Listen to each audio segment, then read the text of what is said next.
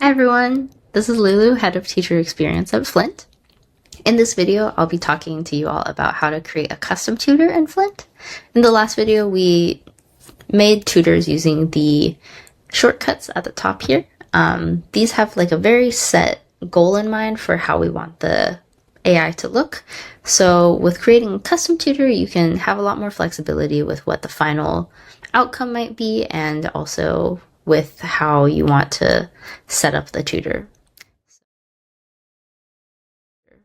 So I'm going to click Create Custom Tutor. And here I'm going to put in a learning objective or tutoring objective that I have already prepared. That is to understand the rules of variation, inheritance, and time in natural selection. And at this point, I can add additional content to my tutor as well. So I can add documents or images from my computer. I can even take a photo. I can add a link to a website, YouTube video. I'm actually going to put in this link from the American Museum of Natural History that talks about how natural selection works. I'm going to add that here. And then Flint is going to go to that page, scrape all of the text that's on that page, evaluate any images that are on there, and then include that in the content and prompting for this tutor so that it has that content to be able to draw information from. And then finally, I'm also going to set a grade level. So here there are US and UK grade levels. And then also for foreign languages, we have CEFR and ACTFL levels. Setting this level just helps to tell the AI what language proficiency students are at. So if you're using English, I would say US or UK, any other language, CEFR or ACTFL. And here I'm going to put 9th grade US, just to give the AI an idea of what age the students are at and how complex the language can be that it's using with the students. Yeah, so now that this is all set, I'll click Next. And Flint is going to brainstorm some types of tutors that might achieve the objective that I put in earlier. So here it looks like we have a natural selection guide where the tutor is acting as an interactive guide to teach principles to the student. We have a evolution explorer story mode where the tutor embodies a character from a narrative exploring evolution. And then this last one, it looks like a Q&A, concept clarifier, where the tutor is facilitating a Q&A format where tutees can ask questions about natural selection. I feel like this middle one with a story might be interesting to students, so we can move forward with that. And so I selected that. It's going to, based on that tutor type, generate a lot of the settings for me. And actually at this point, I could click create and publish the tutor and send it to students. But I'll dig through these settings a bit to show you all what all it did, and then we can also preview it and revise it as needed. So here in the language settings, it said the primary language is English, but there's 50 plus different languages that you all can choose from. You can even set a secondary language if you want the AI and tutor or AI and student to be able to speak in more than one language to each other. And by default, it also set the input and output methods as speaking and writing, and also reading and listening. So the students can either listen and speak to the AI or read and write with the AI or any other combination, but you can also determine which combinations you want to allow as well. And then these next two sections, tutor behavior and grading, are a bit more involved. So with tutor behavior, these are all the settings for how the AI should be acting with the student. So there's a helpfulness level for how much guidance the student should receive, the initial prompt that starts off the conversation, and a set of rules for how it should be interacting with the student. Under grading, there's a grading rubric, and this rubric is used to give students feedback. So for an A-level assignment, this is what it's expecting of students. And then, yeah, you can decide if you want to turn on auto grading or not here, or if you want to show the grading rubric to students as well. And then finally, in the assignment section, here you can set a duration for how long you want the assignment to last. It'll add a little timer to it. You can also add a deadline and change any settings for whether students are allowed to like remove or unsubmit sessions. yeah, so at this point, I usually suggest to teachers to preview the tutor and then make revisions as needed, and then they can share it with their students. Here, like I showed in the last video, you can manually try things out. So I can say like, let's start, and see how it responds to me, continue the conversation. Or I can use these grid level previews up here to get a sense of what an A-level assignment might look like versus B, C, D, or F. Yeah, and here again, it's playing the role of both the AI and the student and giving me this mock conversation, and it'll also give me analytics that would go with this conversation. So if I want to make any changes to this tutor, I can use the revise feature in the bottom left here. So if I said something like, if I want the AI to test the students on their knowledge rather than just giving them a lot of the content, then I can put that in the revise feature. And it's changing a lot of the settings because this is changing the direction of the entire AI, but mostly it was able to change the tutor type and some of the tutor behavior settings. And now if we preview it, we can see that it's actually asking the student for examples and asking them to explain why things happen and why different parts of natural selection are important. So yeah, that's how you can easily preview the tutors, make revisions as necessary, and once you're happy with it, you can click create. And then from there, it'll open this sharing box and you can copy the link, send it to your students. Yeah.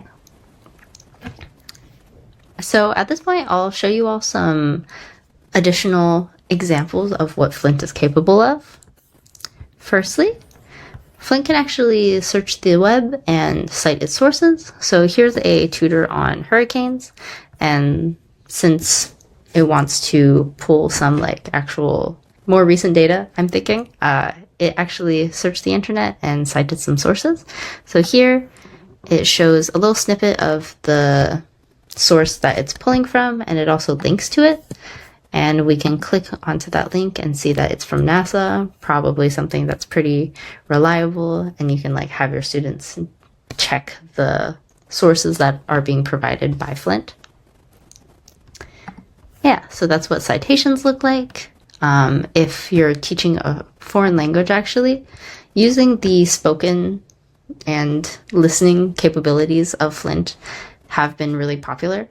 And actually, if you have the speaking enabled, Flint will save a snippet of that student's response, that verbal response, and you can play that back and listen to what they said. So here we can listen to Sohan's response to this ordering at a French restaurant tutor. Je ne sais pas, je m'appelle Sohan, je voudrais un jus d'orange et une baguette, s'il vous plaît.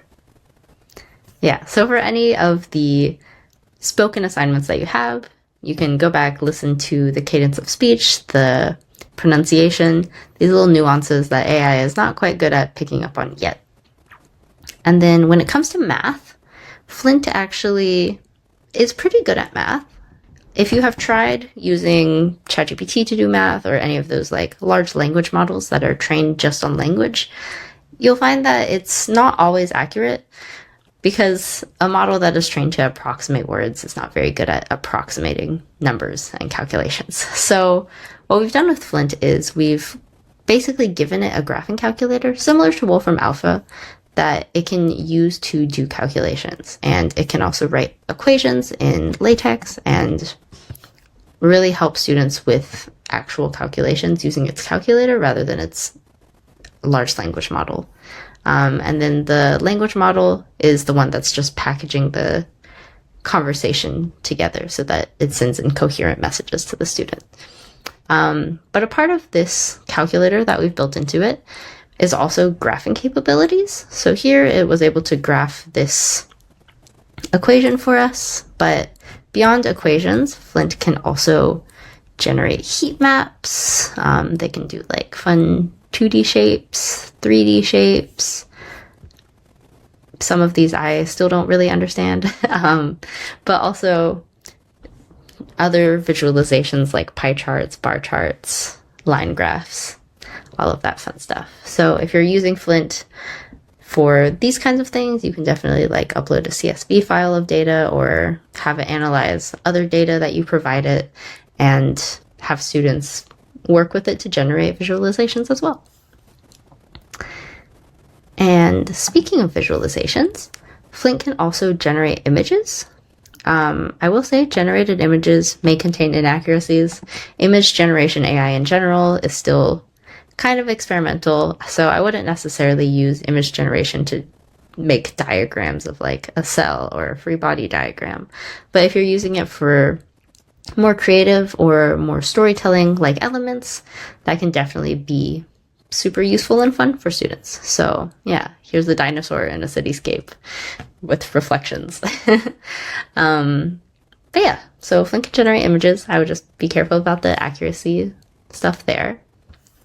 Flint can also write code and evaluate code. So here's a tutor where students are practicing while loop exercises in Java. So Flint was able to generate code snippets and talk through what bugs are in it.